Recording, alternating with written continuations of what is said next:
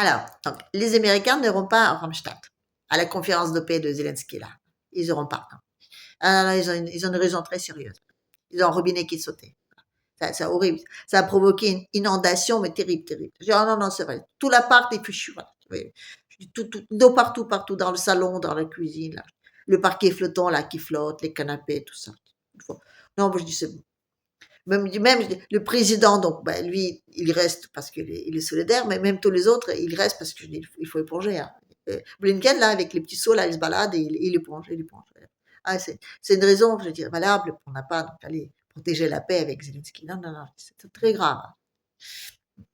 Non, mais ça me fait penser un peu à la grand-mère, là, vous savez, qui est morte pour le 4e fois parce que vous avez un examen pour lequel vous n'êtes pas prêt. Ah, c'est bidon comme tout, quoi. Et je sais que là, tous les journalistes disent que c'est vraiment, c'est la tempête de siècle, mais bon, ils en ont déjà eu la tempête de siècle. Enfin, je dis, les Eberlocs, là. Hein. Là, à mon avis, c'est bidon, bidon. Enfin, c'est une excuse gros comme un camion pour ne pas y aller. Hein. Et puis les Anglais aussi, ils y vont pas, alors qu'ils n'avaient pas de robinet explosé, hein, chez eux là-bas. Ils n'ont pas l'appartement inondé, donc, vous voyez, c'est vraiment un truc. On invente ça en disant, sous l'occasion, on est en train de dire, chouette, chouette, on est inondé. Je dis, ah, il y a un truc bien pire que ça et on n'y va pas. Et c'est quoi le truc bien pire? Ben, je sais pas. Non, je sais pas comme ça. Ils se sont dit, tiens. Après, donc, les journalistes, donc, en Occident, disent aussi que c'est que les Russes, ils sont méchants. Ouais, ben ça, on le sait. Ils sont méchants, ils sont nés démocratiques, obscurantistes et tout le reste. Et leur président, donc, le dictateur sanguinaire, voilà, il remue, donc, comme un petit mouchoir, là, comme ça. Il remue devant nous, donc, ces menaces nucléaires. Voilà. Et peut-être que ça marche. Ouais, je sais qu'ils sont pas capables, d'accord, c'est ce qu'on dit. Hein. On dit qu'ils sont pas capables, mais on sait jamais. Et c'est quand même bien de savoir c'est quoi les menaces qu'ils remuent. Hein, qui ne font pas peur du tout, même pas peur, voilà, mais on remue partout en disant qu'ils sont menaçants, ils nous menacent. Alors, on va regarder ce que c'est. Alors, on va commencer déjà donc par l'arme, on va dire, le plus destructif voilà, qui existe au monde, c'est Sarmat. Alors, ce nouveau, ça vient de sortir. Donc, en 2023, ils ont mis donc ça, je dirais, en marche, voilà, les Ruskov. Voilà. Et donc, c'est une arme, donc, c'est un missile, c'est une arme nucléaire stratégique, c'est ça. Parce qu'il y a, donc, il y a les stratégiques et il y a les non stratégiques, je veux dire, les tactiques. Bon, ça marche aussi.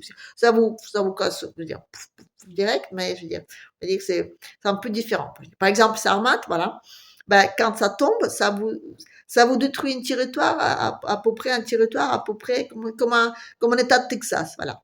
Et pour que ce soit un peu plus clair pour nous, je veux dire, les Européens, là, je dis, c'est comme la France, voilà. Pouf, une seule, puis plus de France. Et rien ne nous dit qu'ils vont exploser qu'un seul, les deux missiles. Ils peuvent en envoyer, je sais pas, une petite vingtaine là-bas. Alors vous allez dire, ouais, bon. Oui, ben, ils vont tous crever. Tous, non, nous tous aussi. On va tous crever. Oui. Vous allez me dire ça. Et c'est vrai.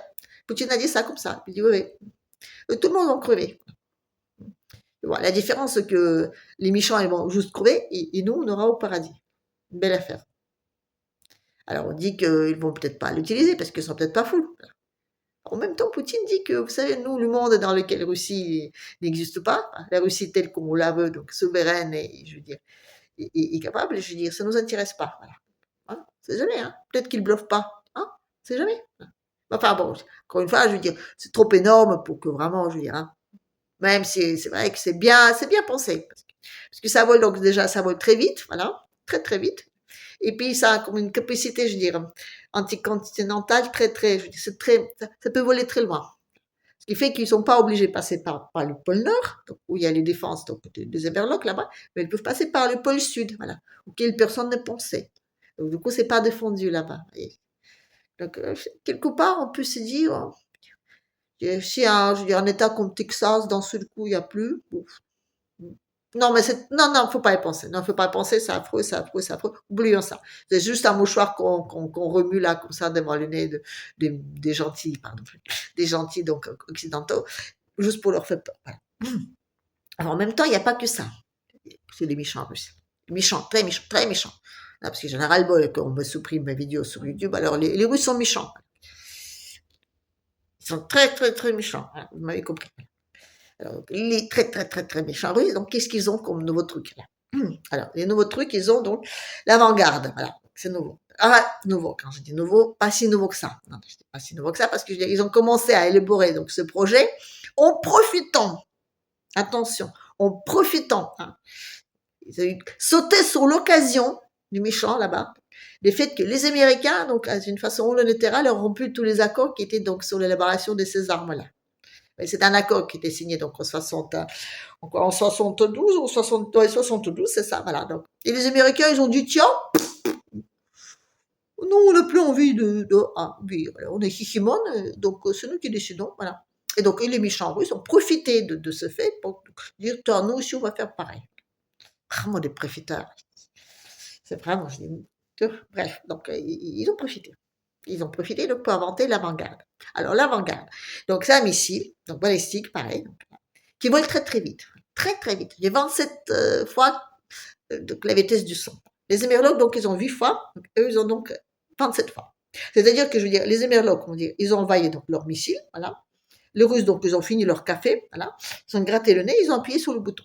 Et même là, je veux dire, le missile a eu le temps de faire 3 fois le tour de terre pour dire tiens, salut au missile, qui vole, qui est là, comme ça. À 8 fois la vitesse du son, d'accord, je veux dire, 8 fois et 27, vous voyez la différence. Et en plus, donc l'avant-garde, ils ont une capacité, je veux dire, de voler très haut. Voilà. Il n'y a rien qui peut les atteindre. Donc vous avez les hautes, donc la hauteur de l'atmosphère, de haute couche de l'atmosphère, donc ils se positionnent juste là.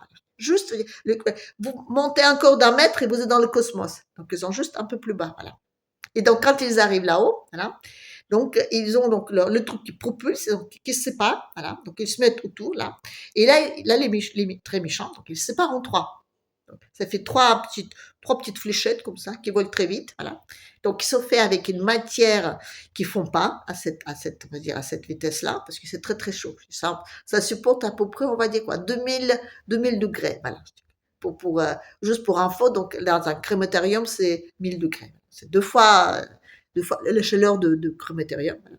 Si vous mettez votre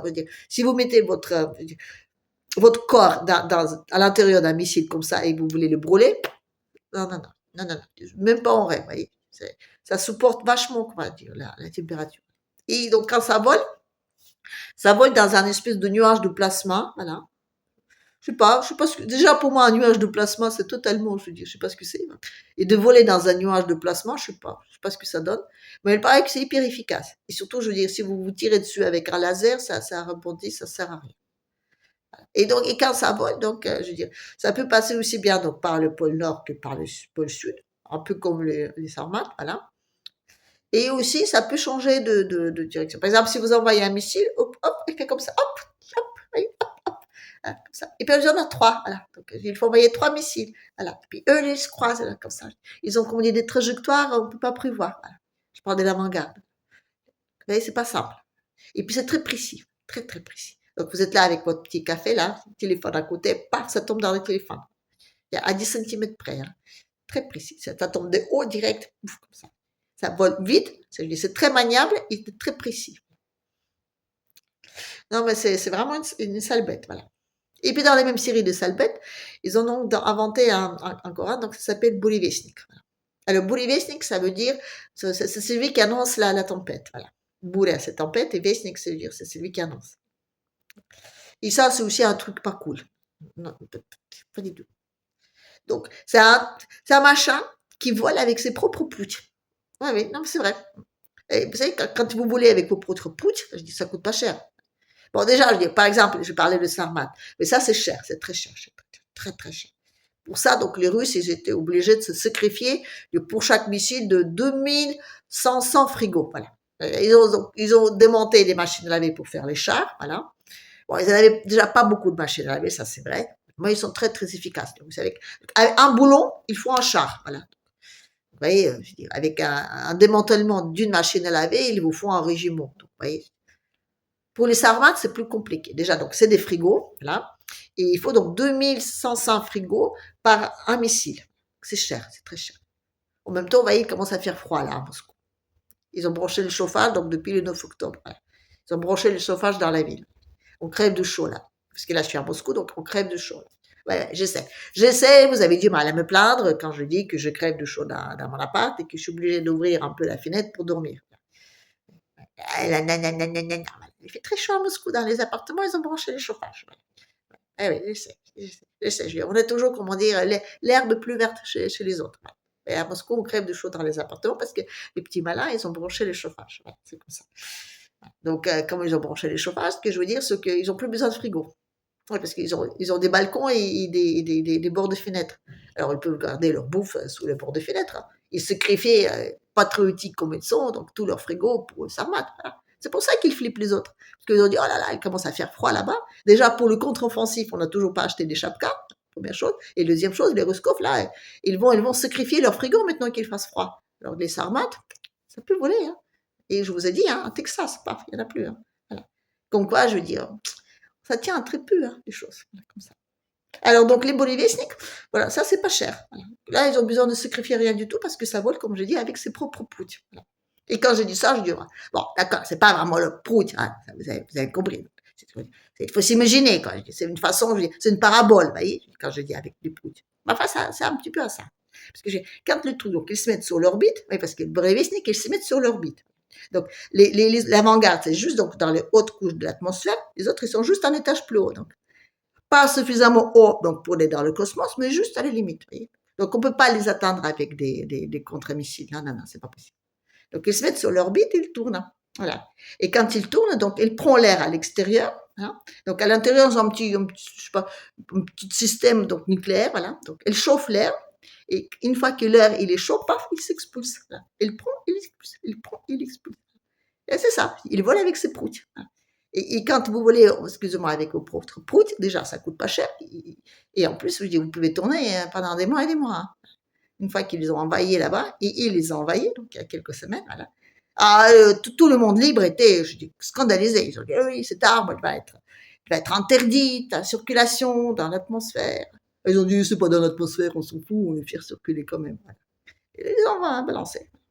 Et ça, c'est un truc, je veux dire, quand ça vous tombe sur la gueule, ben, c'est imprévisible.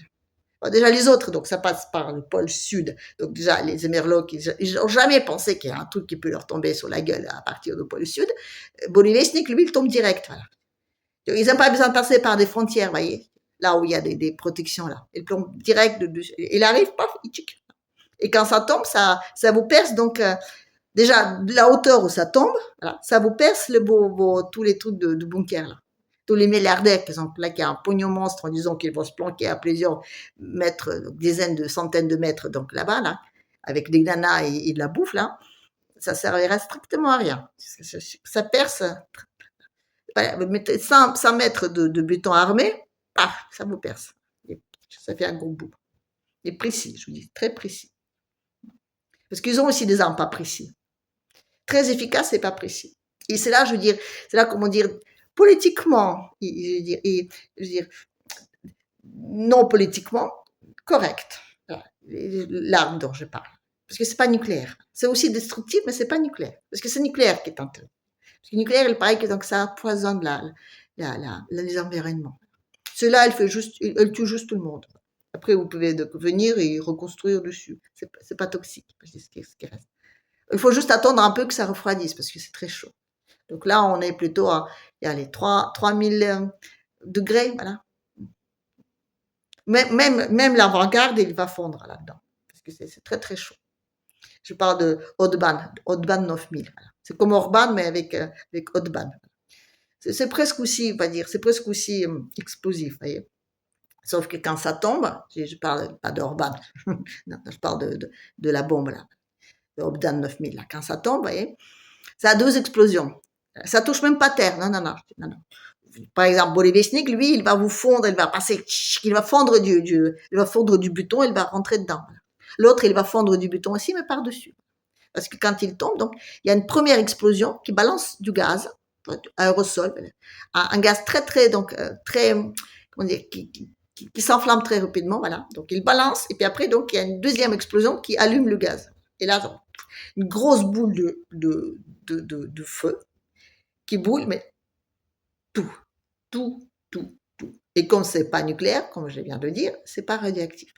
Ça brûle tout, l'oxygène est compris, ce qui crée une espèce de vide qui fait, donc, non seulement d'abord ça explose, après ça implose. Voilà. Ça absorbe tout, comme un trou noir, vous voyez, un mini trou noir, voilà. Il n'y a plus rien.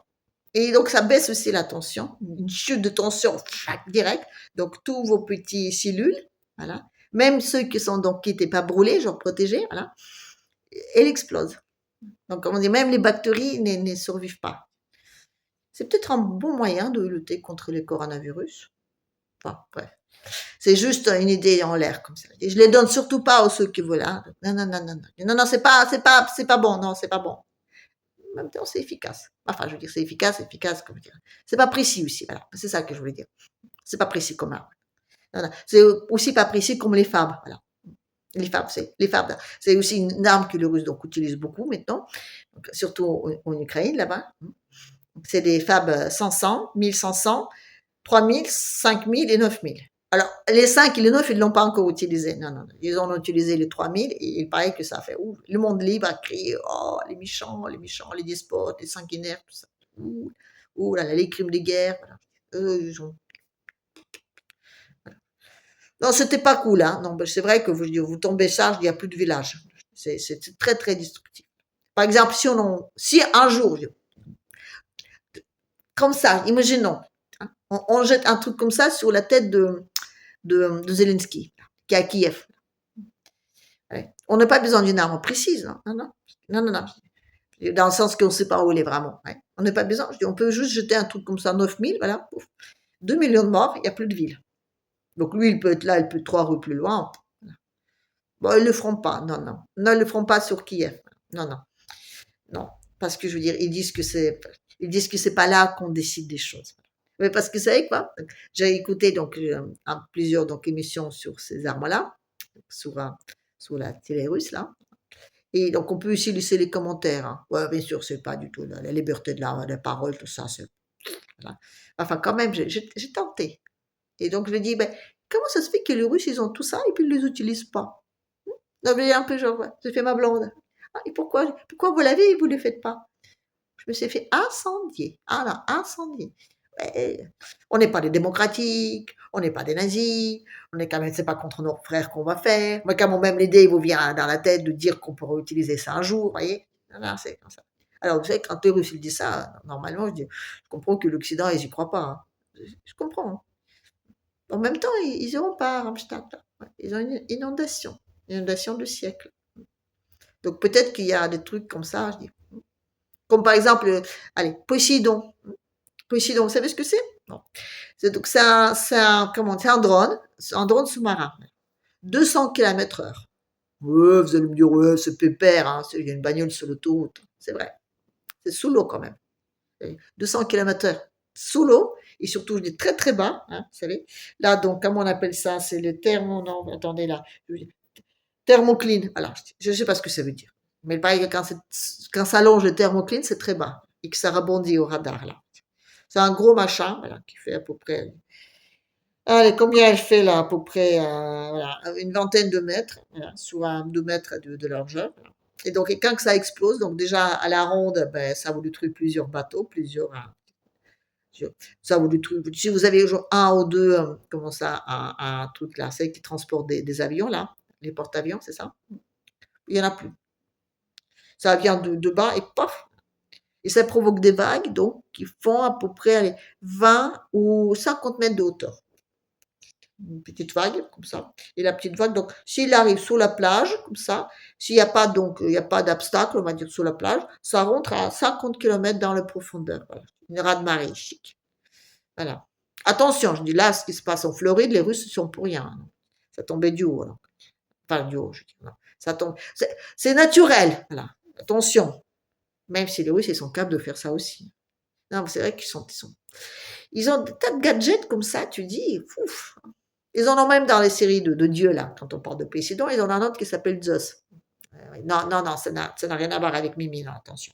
Non, c'est juste parce que c'est dans le ciel et ça balance des trucs hein, comme ça. Enfin, c'est surtout, ça balance des trucs, je veux dire, c'est surtout, à la base, Zeus, c'est pour ramasser les poubelles. Parce que c'est un truc qui tourne autour de Terre. Et les Russes, ils ramassent les poubelles qui restent dans le... Parce qu'ils font plein de trucs dans le cosmos. Et bien, pour que ça soit pas trop... Parce qu'à un moment donné, ça commence à avoir tellement de trucs qui volent là-haut que, je veux dire, pour les satellites, c'est limite dangereux. Donc, les Russes, ils ramassent leurs poubelles. Voilà. Et puis après, ils peuvent dire, oups, tiens, oh, je me suis trompé, j'ai ramassé un petit satellite. Ah, c'est avec qui ça? Aux Amerlocs? Oh, je savais pas. Ça sert à quoi? Ah, envoyer des armes. Oh, bon, je sais pas. Bah, tant pis, alors, attendez. Ah, je pensais que c'était une vieille pomme pourrie qui était là, comme ça, au hasard. Ah. Non, mais je veux dire, voyez, les Russes, ils sont très vicieux, ils font des armes très, très, on va dire, très destructives. Mais en même temps, voyez, ils sont pas nombreux. Ils ont un très grand pays, et ils sont que 150 millions. Donc, même si tout le monde est bon, donc, je veux dire, dans l'armée, c'est pas possible, parce qu'à un moment donné, il faut quand même, je veux dire, manger un peu. Voilà. Donc, il faut quand même aussi aller traire des vaches et faire pousser du blé. Donc, on peut pas tous être dans l'armée. Voilà. Enfin, nous, enfin, eux. Parce que, a priori, ils ne mangeraient pas. Voilà. Donc, on dit que, même si, donc, même, on va dire, le moitié ira, ils pourront pas protéger leurs frontières. Voilà. Et tous les démocratiques, je dis, ils ont bien installé les bases auto parce qu'il faut la contenir. Donc, si les Russes n'ont pas très envie de se contenir, ils sont obligés d'inventer des armes. Non, mais je veux dire, c'est comme ça. Hein. C'est comme les Français qui disaient, nous, je veux dire, on n'a pas de pétrole, mais on a des idées. Ben, les Russes, ils disent, on n'a pas des hommes, mais on a des missiles. Voilà. C'est à peu près la même chose. S'ils avaient donc des bases, je dis, otaniennes là, qui sont là donc pour protéger nos valeurs démocratiques, là. Si c'était un tout petit peu plus loin des frontières russes, peut-être que les Russes, ils auront peut-être, on va dire, ils auront peut-être pas inventé tout ça. Mais pour le moment, voilà. Bon, allez, on va dire que là, j'ai trop parlé, donc je vais m'arrêter là et je vais vous dire, bon, allez, à la prochaine.